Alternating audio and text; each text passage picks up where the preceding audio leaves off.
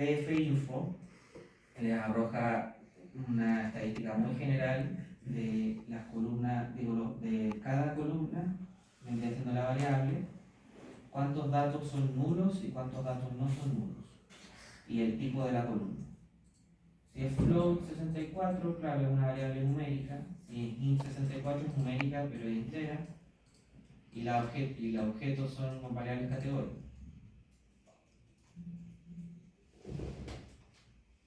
Por ejemplo, aquí se ve, ¿cierto? Esas variables que mencionaba de los códigos, aquí la detecta como objetos, son categóricas. Todavía no están transformadas a binario. Y bueno, es simplemente visualizar la base de datos dentro del Python como un data frame, una base de datos. Hay alrededor de 100 columnas, como alrededor de 90 variables, porque hay otras que les dije que no van al caso, que son códigos de identificación con la variable de pi. Hasta el momento no hemos hecho nada, simplemente estamos viendo la base de datos. Esto también, simplemente estoy viendo algunos valores de la ley de concentrado de hierro, que es la que vamos a modelar. Y este es el shape, que es lo mismo que está mostrando acá. También me da el shape cuando despliego la base de datos como data frame. Que la primera son las filas y la segunda son las columnas. Aquí se está desplegando un describe de las estadísticas de cada uno de los datos, pero no vamos a pescar mucho de eso porque son muchas variables. Y esto es por si tienen dudas de cómo se llama su columna, su variable, df.columns, para saber cuáles son las variables que tiene la base de datos. Ya. A partir de aquí vamos a empezar a trabajar un poco con esta base. Las bases de datos importantes siempre hay que preprocesarlas antes de llevarlas a un algoritmo de regresión, porque la data, por ejemplo, regla número 1 del modelamiento, si yo utilizo variables, no pueden existir valores nulos, es posible que existan valores nulos. Entonces existen técnicas que me permiten imputar, agregar una variable a una celda que no tiene ese valor de variable. O sea, por ejemplo, si yo tengo ley de cobre y yo veo que 10 manchas no tienen ley de cobre, yo podría simplificar un poco el problema y asignarle la mediana de la ley de cobre a esas manchas, para no tener el problema de que me falta valores en una variable.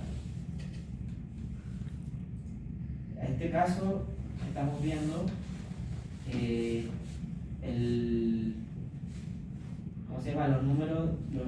los números de datos de las muestras en cada UGM. O sea, la unidad geometalúrgica PFL top es la que tiene más muestras, 416.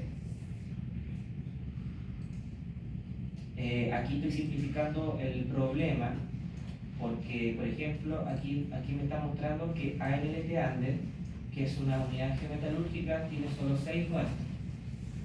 Nosotros en el curso hablamos que si hay muy pocas muestras en una unidad geometalúrgica, es bueno unirla con otra unidad. En este caso ya se hizo un análisis previo, simplificando el problema para no tener que modelar UGM en este taller. La ANLT Ande se comporta de igual forma que la Ande Upper y por lo tanto se unieron. Eso es lo que sale en este código. Está reemplazando todos los valores que son ANLT Ande a Ande Upper. Entonces, después ejecuto el código abajo y ven que ya no aparece ANLT Ande. Desapareció, porque las muestras se unieron a Ande Upper. 56 más 6, 62.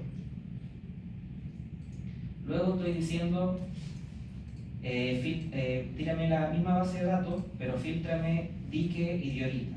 ¿Por qué? Porque mencionamos al comienzo de que son stable, no nos importan en el modelamiento. Corremos de nuevo el código y vamos a ver que nos quedamos con 7 unidades geometálurgicas. Siempre importante simplificar el problema. Ya, una vez que reducimos nuestras unidades geometalúrgicas, ahora vamos a remover las variables que no nos importan. Ya. En este código de acá estamos removiendo las variables que Bueno, gran parte de las variables que yo les dije que no importaban, por ejemplo, el código de identificación del sondaje, de dónde se obtuvo la muestra, el ID del sondaje. Estamos llegando todas las variables que yo les comenté que no sirven, que están aquí. Listo.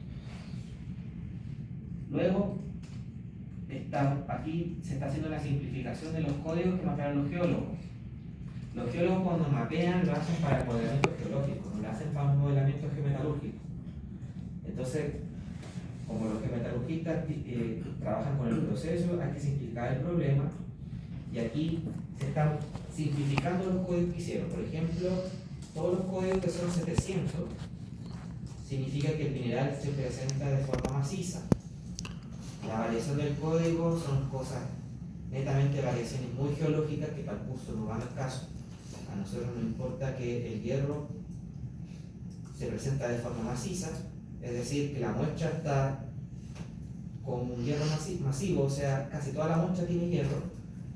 Si la muestra tiene hierro brechoso, que en este caso es como una brecha, es como la matriz de hierro con clastos de otro mineral. En este caso, 500 para el fierro con cúmulos, que son pelotitas así bien granditas de hierro, pero no como brecha, no están unidas. Diseminado, que ya se presenta muy fino en la roca, tiene muy poco hierro, y vetillas, que todos sabemos lo que son las vetillas. Lo mismo para el cobre, lo mismo para la pirita, lo mismo para el óxido de hierro. En el óxido de hierro se está, en este caso corresponde al tipo de óxido de hierro. Los óxidos de hierro en general se pueden presentar como magnetita, la magnetita es muy magnética, se recupera muy bien en el proceso. Hematita, la hematita no se recupera bien en el proceso porque es muy poco magnética. Limonita y goetita, que son hidróxidos de hierro, esos son estériles para el caso. Esta herramienta no lo pesquen porque no sirve, pero ejecútenlo igual para que los códigos funcionen. De hecho, yo tengo que empezar a ejecutar los códigos también. ¿Nadie tiene problema ejecutando los códigos de momento? No, está muy bien. Ya, buenísimo. Yo no lo voy a hacer. Ya, una vez que está todo eso hecho, aquí estamos definiendo las muestras de entrenamiento. Vamos a hacer un split de la base de datos.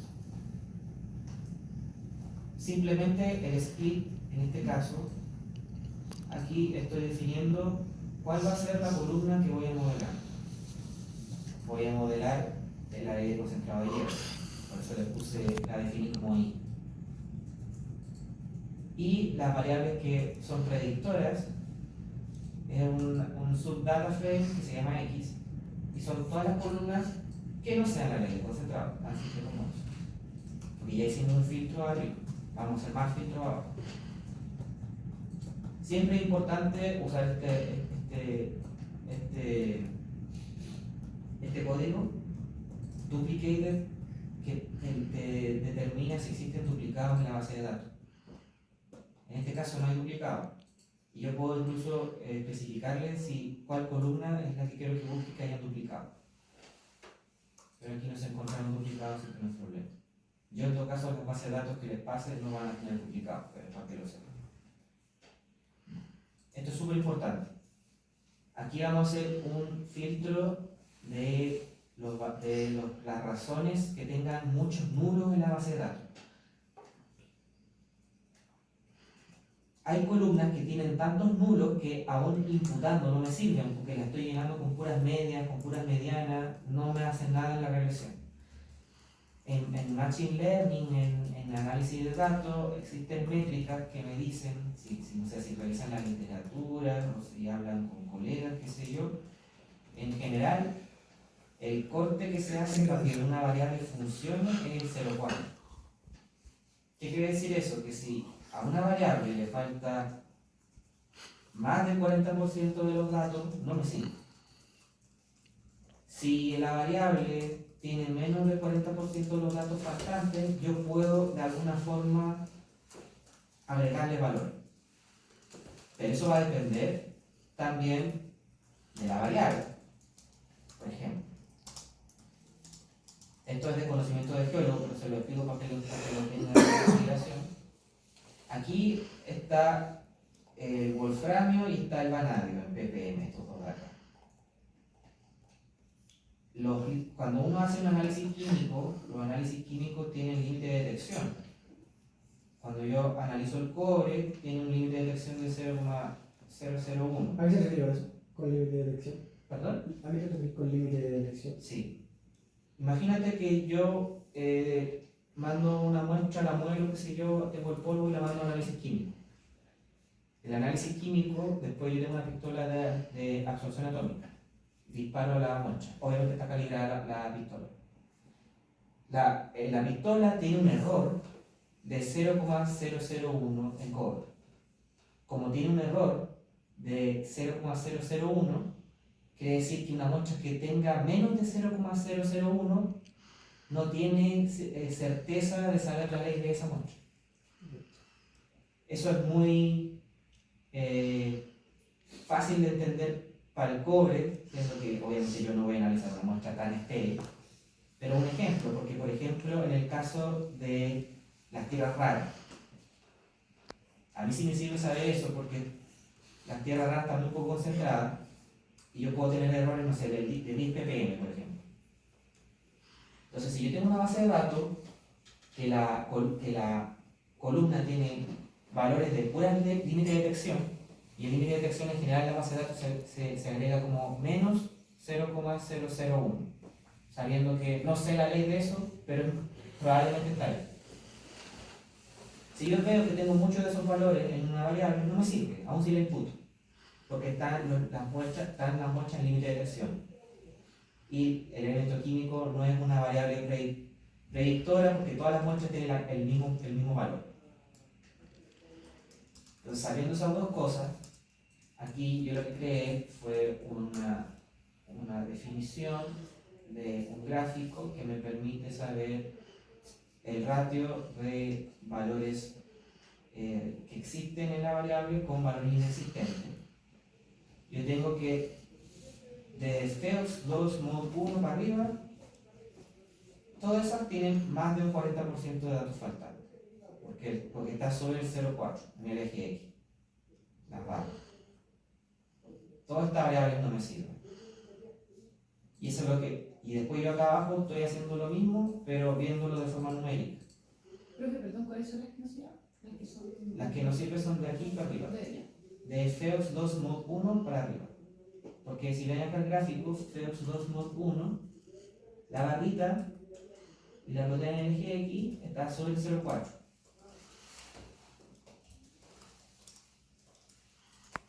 Por lo tanto, todas esas variables que nos sirven en el código de acá ejecutan estos códigos realmente visualizan lo mismo de arriba, pero de forma numérica.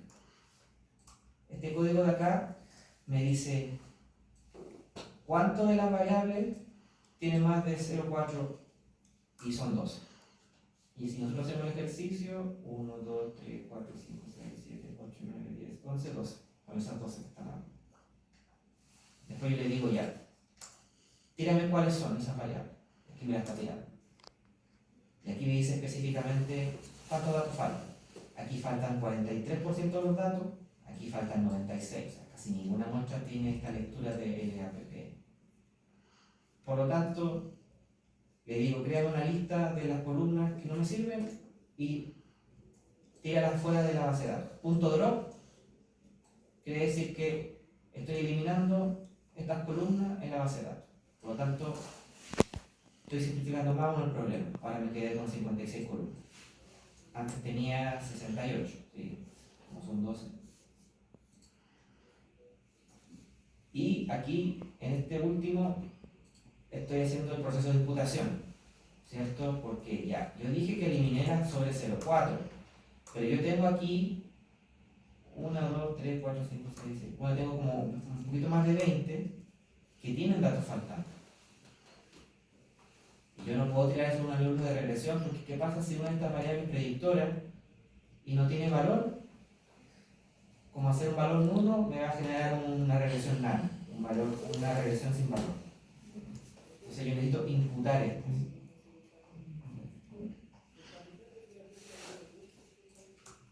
aquí estoy haciendo, excluyendo las variables categóricas, porque para imputar necesito las variables numéricas.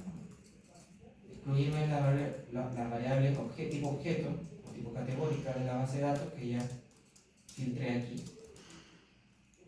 Y en este caso, bueno, en este caso me está dando el código de cuántas muestras tienen el valor faltante, el valor nulo.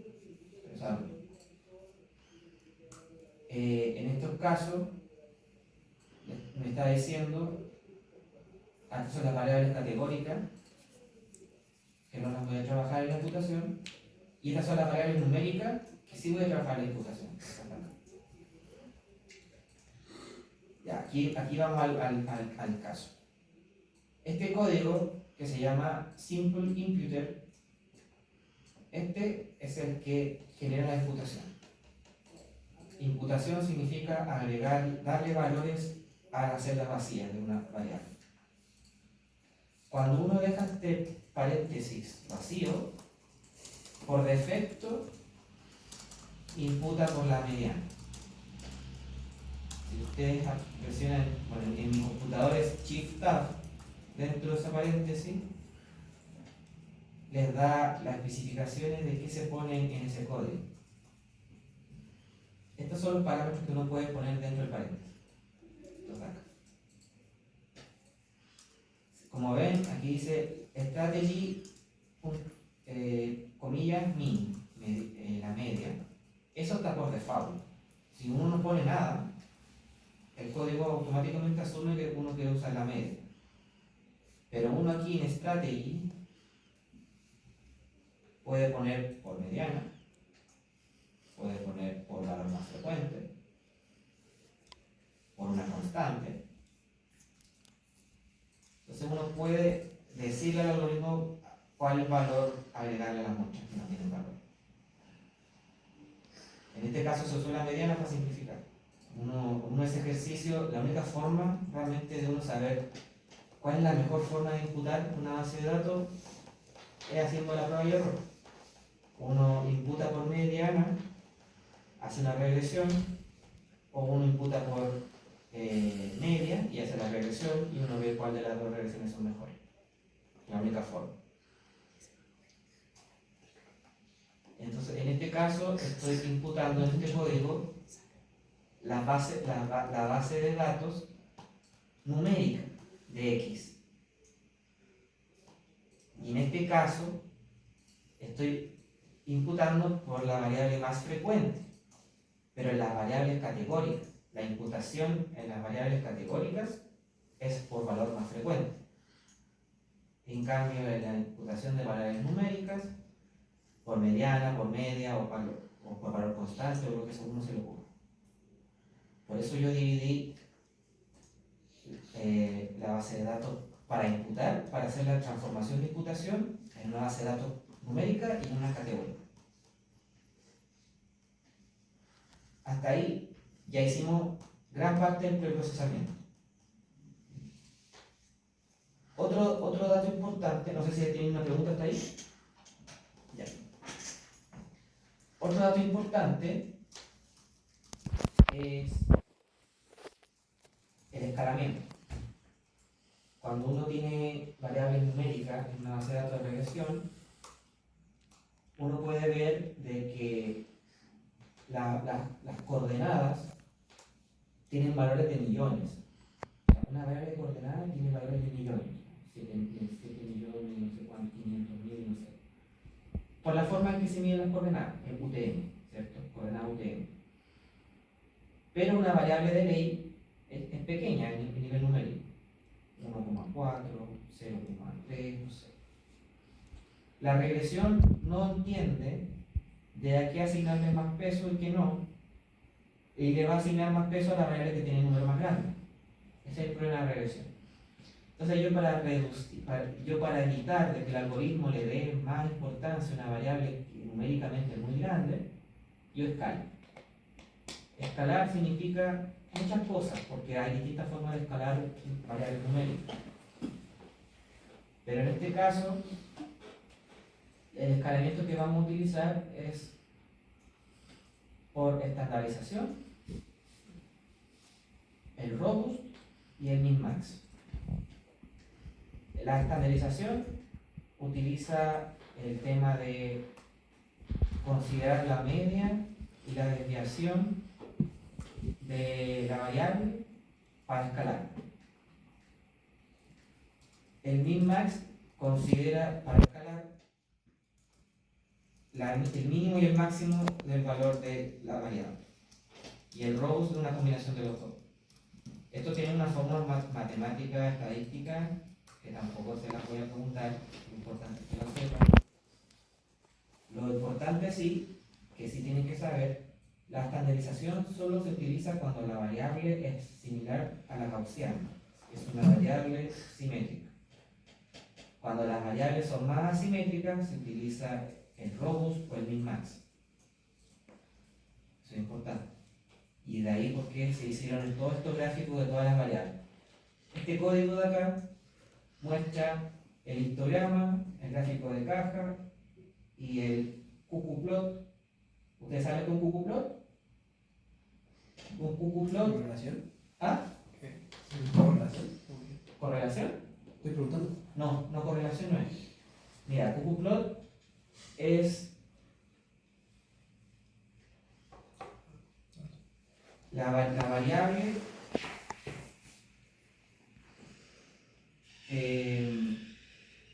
se considera los cuantiles de mi variable. Se hace un gráfico como de probabilidad, entre comillas. Lo estandariza. Y esta estandarización, como regla que se utiliza, es que si la distribución estandarizada calza más o menos a la recta de 45 grados que está dibujada, es porque la variable es simétrica o tiende a ser simétrica. Aquí no somos estadísticos, no estamos haciendo hay una prueba que se puede utilizar para rechazar la hipótesis o no de que una distribución es, ¿cómo se llama? Simétrica o asimétrica, no, porque eso es muy estadístico y eso en la prueba de hipótesis lo va a rechazar. Aquí simplificamos el problema y vemos si calza o no con la recta. La variable mid x más o menos calza con la recta, más o menos. Y así uno puede ver todas las variables. Entonces, esto es como un análisis exploratorio previo para ver cuál variable me conviene escalarla, cuál variable me conviene hacer el robust, cuál variable me conviene hacer el min-max. Para eso. Por ejemplo, aquí el aluminio es súper simétrico, es casi gaussiano. Se ve tanto acá como acá. Entonces, ese es un candidato para estandarización. ¿Y cuál no sería el candidato para este ejemplo? Que están más... Por ejemplo, el de abajo, ¿cierto? Esto es típico de las variables tipo ppm. ¿Y ahí qué se le aplica? ¿Cuál es el...? Se le aplica un robust si la simetría es como esta, o un min-max si ya es demasiado simétrico. ¿Y la estandarización, el cuarto número, queda igual para que no le dé más peso a una estandarización que a la otra? Exactamente, las variables quedan en el mismo rango numérico. Ese es el propósito todo, que todas las variables estén entre los mismos números. Entonces el algoritmo nunca le va a dar más peso a una variable, solo le va a dar más peso por correlación, no porque el número es más grande. Esa es la razón. Por ejemplo, bismuto, esta es una variable muy asimétrica. Eso es un buen candidato para el min-max, por ejemplo. Esta calcio no es tan asimétrica, es log normal. Cuando son así, se dice más bien que es log normal. Y eso es un buen candidato para un robust.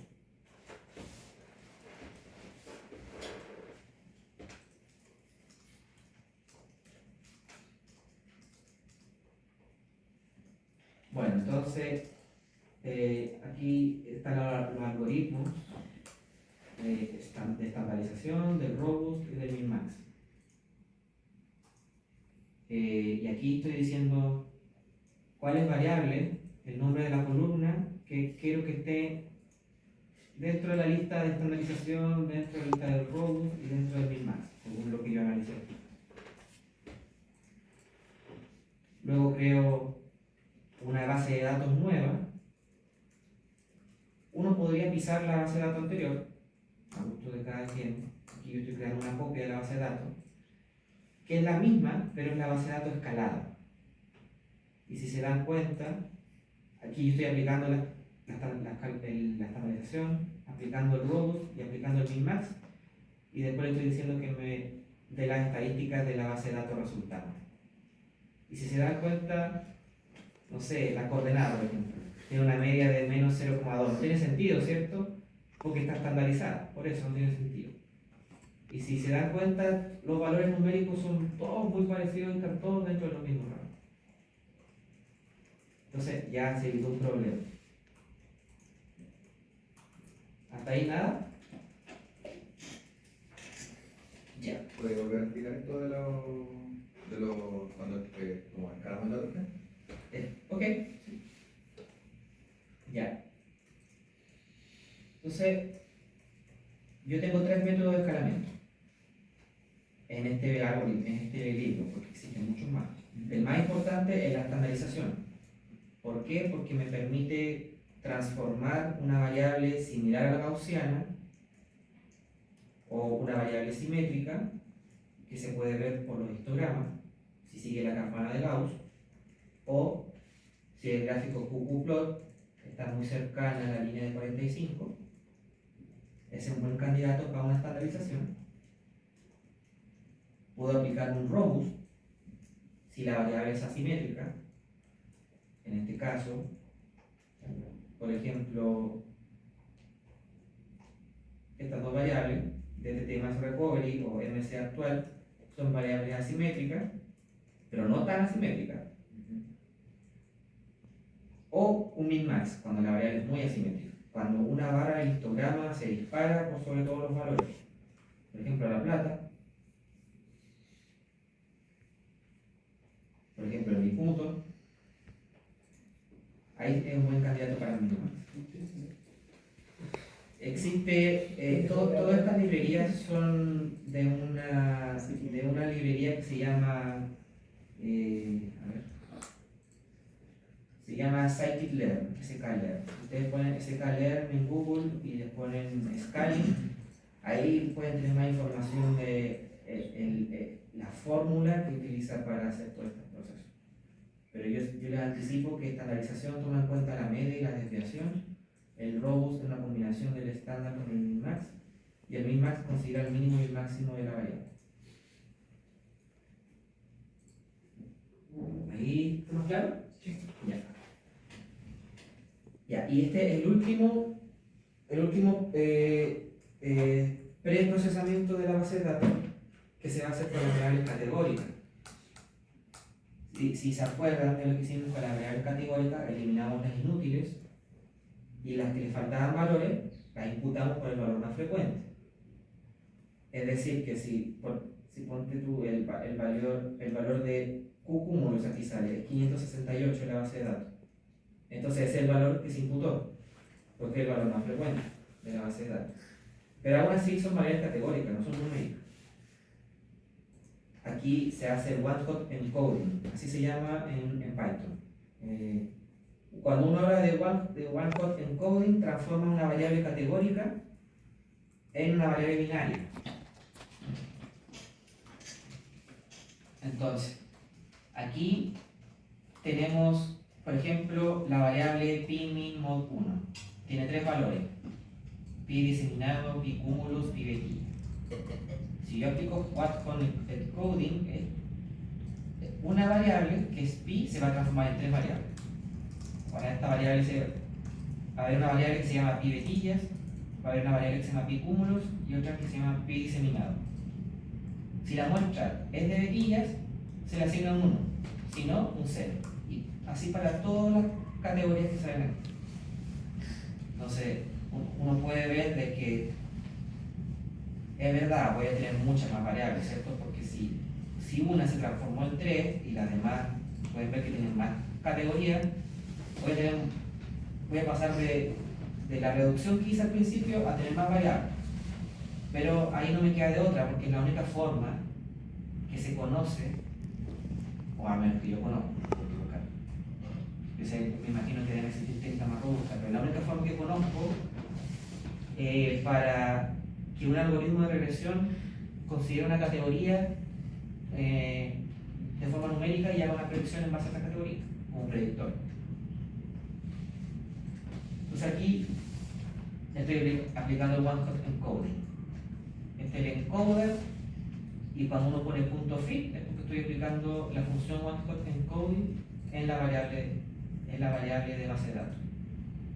Se tiene que hacer por separado de columnas para que lo entienda. O sea, aquí lo estoy haciendo por la UGMOD, que es esta de acá. Y después tengo que hacerlo por esto. Y después por esto. Por separado, porque si no el algoritmo no entiende cuáles son las variables que tengo que transformar a binario. Y por eso aquí está el mismo código repetido en todo.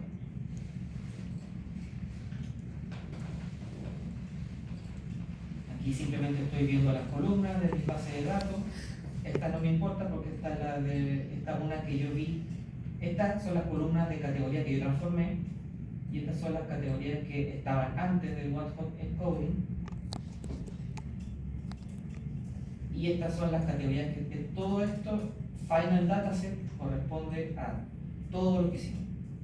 ¿Qué fue lo que hicimos? dfscaler, que son todas las variables numéricas que escalamos, y cada una de las categorías con one-hot encoding. 1, 2, 3, 4, 5, 6, 7. Concateno todo eso y tengo mi base de datos final para modelar. Esta base de datos no tiene datos nulos, tiene datos escalados, están todos en el rango, y mis variables categóricas son binarias, ceros a unos. Aquí guardo mi base de datos como un CSV, si alguien quiere ver la base de datos en un Excel, y ahí podemos empezar a modelar. ¿No hay ninguna consulta? Todo eso es preprocesamiento. El preprocesamiento incluso puede tomar hasta 70% del tiempo, es puro preprocesamiento. ¿Por qué hay que hacerlo? Porque hay que mejorar los modelos, hay que hacerlo porque si no después voy a andar peleando con el modelo que tiene muchas variables, voy a andar peleando con datos nulos que me pueden generar problemas en el modelamiento. Entonces es tardío, pero una vez que yo hago todo esto ya no se toca la base de datos, se deja así. La única cosa que yo podría tocar es el imputing que mencioné. A lo mejor no me funcionó, no me dio buenos resultados, imputar por la media, entonces imputo por la mediana y hago todo lo mismo. Esto va a ser lo último antes de ir a break, porque después viene el modelamiento. Todos los modelos son referenciales. O sea, ningún modelo es perfecto, ningún modelo me permite predecir la verdad, pero los modelos son útiles.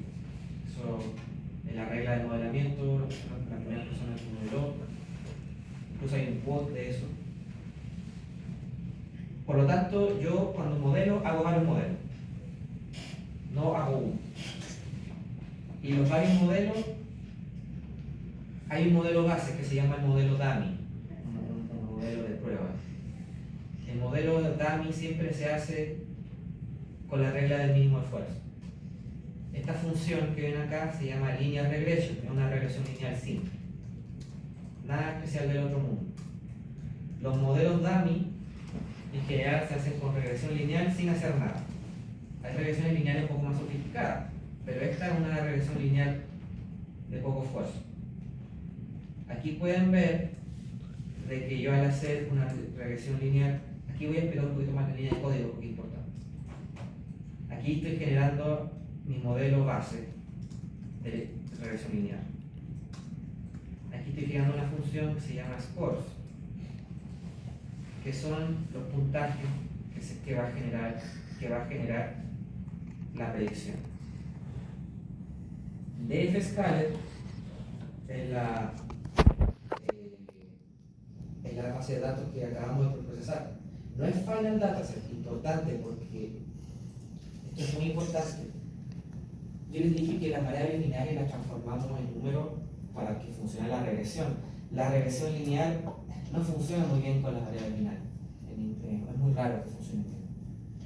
De hecho, la binaria está más hecho para el machine learning. El machine learning entiende más bien el binario que la regresión lineal. ¿Por qué? Porque hay que entender que la regresión lineal, al ser lineal, ¿cierto? Una variable que es de 0 y 1 tiene una varianza gigantesca. Entre 0 y 1 es todos los valores. Entonces la varianza de la variable es gigante. Una variable con mucha varianza en una regresión lineal no hace nada. Por eso no puse final dataset aquí, puse dfscar. En las de abajo sí puse final dataset. El tercer argumento es la variable a predecir. ¿Qué es i? El i que yo definí mucho antes al principio.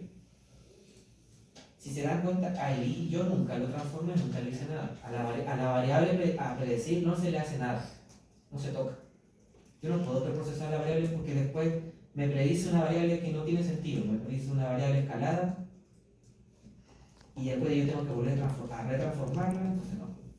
Mejor dejar la variable a predecir tal cual. Las que se procesan son las variables predictoras, no la a predecir.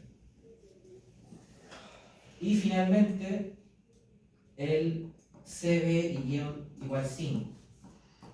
Yo creo que igual les voy a pasar le voy a subir un material al curso que explica un poco el tema de validación cruzada, que es el cross validation, por eso CB. Porque si te lo explico ahora no va a dar mucho. Pero para que ustedes lo entiendan, la validación cruzada lo que hace, yo formé un modelo. Creo que ya lo hemos visto todo eso. ¿Lo has visto todo? Sí. Genial, genial. Ya, entonces, hago una validación cruzada de 5, divido mi base de datos en 5 partes y hago la predicción en las 5 partes. Luego le pido, dame la media de los R cuadrados. La media de los R cuadrados es 0,398, que es 0,4. Entonces yo ya sé que el modelo más malo para la ley de concentrado de hierro tiene un R cuadrado de 0,4. Por lo tanto, yo cuando genere modelos robustos, mejores, me tengo que comparar con ese 0,4. Los valores de abajo cambian la métrica. Aquí estoy cambiando la métrica por el error cuadrado medio. No lo vamos a ver. Aquí vamos a ver el R cuadrado nomás para identificar los problemas. Abajo se pueden ver. Estos gráficos yo los corrí hace tiempo, así que me dieron un R cuadrado distinto. Yo creo que si los corren les va a dar el 0,4 que está arriba probablemente. Aquí ustedes visualizan ese mismo R cuadrado en un gráfico de dispersión. En estos de abajo ustedes evalúan los residuales. ¿Manejan el concepto de residuales? El residuo básicamente es la diferencia del valor predicho con el valor real.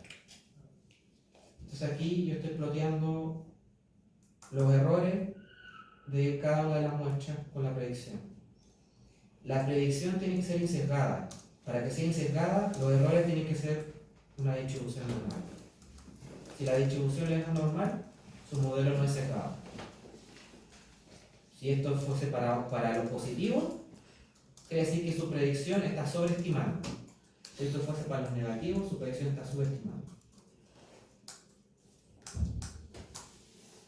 ¿Puedo explicar eso, no? Sí. Los residuales son el error entre el valor verdadero con el valor predicho. Entonces, si yo tengo un plot de todos mis residuales, un histograma, ¿cierto?, de los valores residuales de mi base de datos, yo quiero que mi distribución tenga simetría, se parezca mucho a una gaussiana, como en este caso de aquí. La simetría también se destaca, en este caso, como estoy evaluando errores, de que la media esté cercana al 0. Aquí la media está cercana al 0. También lo otro que se evalúa, para ser más chico, estoy aprovechando la pregunta, es el límite del error. Depende de la variable que yo estoy prediciendo, el límite del error. Porque hay variables que van a tener más error. Este es un error directo, porque como es valor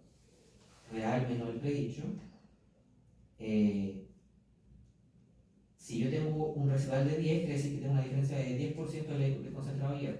Se lee directamente. Yo quisiera, ojalá, en una variable, en este caso de ley de concentrado de hierro, ojalá tener una diferencia del 5 al 10% máximo. Si yo tengo residuales muy grandes, tampoco la idea, por más simétrica que esté la variable.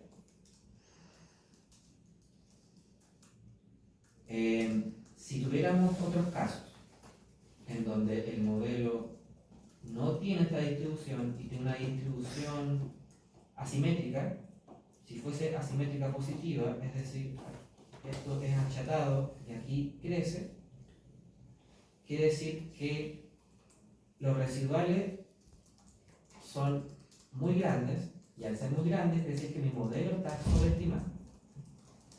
En el caso contrario, si yo tuviera un modelo para evaluarse asimétrico negativo, es decir, esto está achatado los positivos, y aquí es en la colina, ¿cierto?, en los negativos, que dice que tengo muchos residuales negativos y por lo tanto mi modelo está subestimando, le está dando un menor ley de concentrado de lo que es.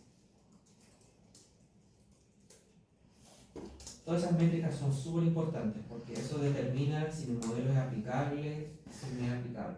En el caso de ser normal, parece aplicable. Es aplicable porque quiere decir que mi modelo es insertable. Y si está a la izquierda, es subestima, y si está a la derecha, subestima. Sí, exactamente. Y que eso se hace un ajuste con los datos anomales que están en la. Buena pregunta. No, no, venga.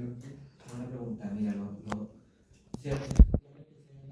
Lo que se hace ahí primero es ver dónde están los datos anómalos.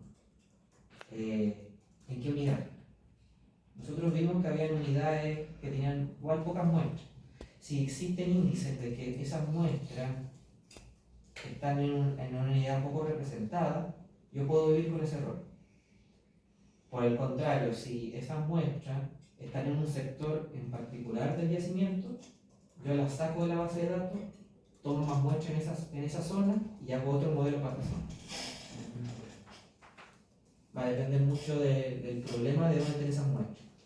Yo podría hacer un código mucho más robusto, ¿cierto? Que me diga después, me dé aquí, no sé, un label y me diga esas muestras dónde están. O también podría hacer un gráfico de dispersión de los residuales por la ley de concentrado, por ejemplo, y decir que me la pinte por la zona y así veo en qué zona está.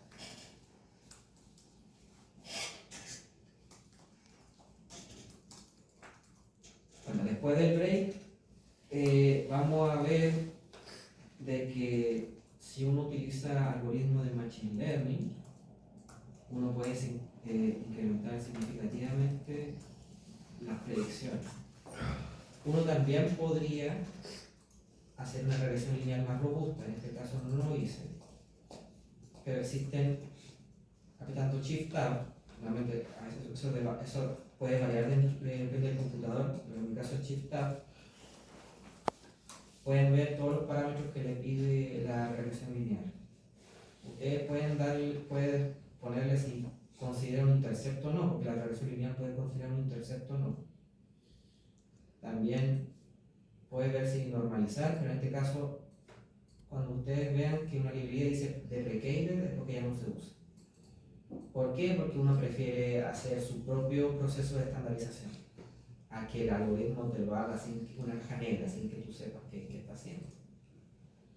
Uno podría también aplicar distintas transformaciones a los datos, pero nosotros ya hicimos transformación. También existen regresiones lineales que priorizan el p-value, no sé, o que tienen un límite de predictores también.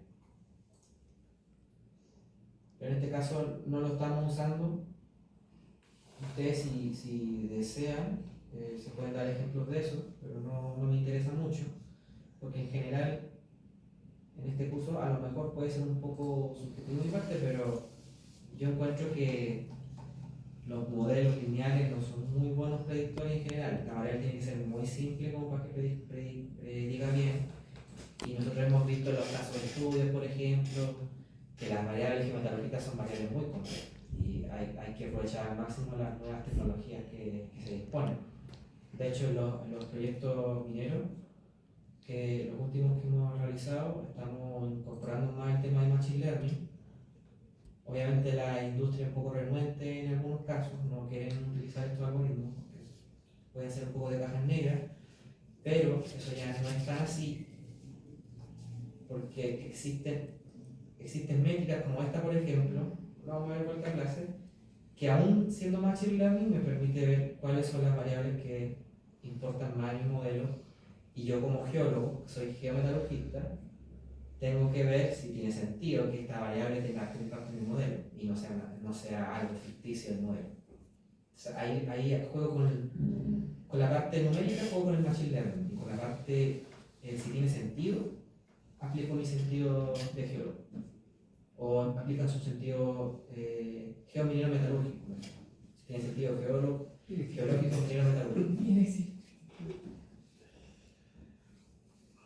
¿Tienen alguna duda? Ya, entonces, ¿tenemos un break?